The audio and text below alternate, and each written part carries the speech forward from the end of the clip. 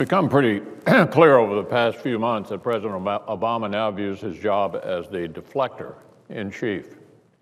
No longer content to lay all the nation's problems at the feet of his predecessor, he's taken to creating controversies out of whole cloth. And whether it's a manufactured fight over student loan rates or the so-called war on women, the goal is as clear as you can imagine. Get reporters to focus on these things, and maybe the rest of the country will as well. Get them to focus on anything other than the president's own failure to turn the economy around. And maybe he can squeak by without folks noticing it. That's the plan, at least, and frankly, it couldn't reflect a more misguided view of the American people. Now, they know who's been in charge the past 3.5 years. And the fact that the president had a tough job to do doesn't mean he gets a pass on how he's handled it or on the solutions he has proposed. Most Americans don't like either one of the president's two signature pieces of legislation, Obamacare or the stimulus. They're not particularly thrilled about seeing America's credit rating downgraded for the first time ever. They're scared to death about its $16 trillion debt, trillion-dollar deficits, and chronic joblessness. And many, including myself, are deeply concerned about this administration's thuggish attempts to shut its critics right out of the political process. These are the kinds of things Americans have been telling us for 3 years they're worried about. And we're not about to be drawn into some rabbit hole so the president doesn't have to talk about them. We're going to stay focused on all of these things, not because of some political advantage, but because the American people demand it. So the president can come up with the excuse du jour, but we're going to talk about jobs. We're going to talk about the deficits and debt. We'll talk about the Constitution. And when it comes to jobs, let's be clear. This administration has been engaged in a war on the private sector. And in many cases, it used federal agencies and a heavy-handed regulatory process to wage it largely out of view. We got a vivid confirmation of this when an EPA official was caught comparing the EPA's enforcement approach to the Roman use of crucifixion.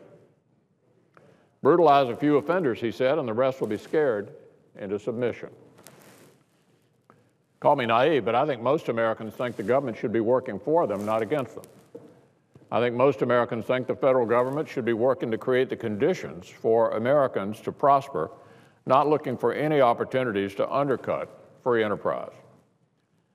Yet that's what we see, an administration that always seems to assume the worst of the private sector and whose policies are aimed at undermining it. And nowhere is it more clear than at EPA. That's why I support Senator Inhofe's ongoing efforts, including a vote today to push back on the EPA, which has become one of the lead culprits in this administration's war on American jobs. Senator Inhofe is focusing on just one regulation out of the many that are crushing businesses across the country. The so-called utility MACT, which would cost American companies billions in upgrades, but their competitors overseas, of course, would cost them nothing. This regulation would expand the already massive powers given to EPA by increasing red tape and costing the taxpayer over $10 billion each year.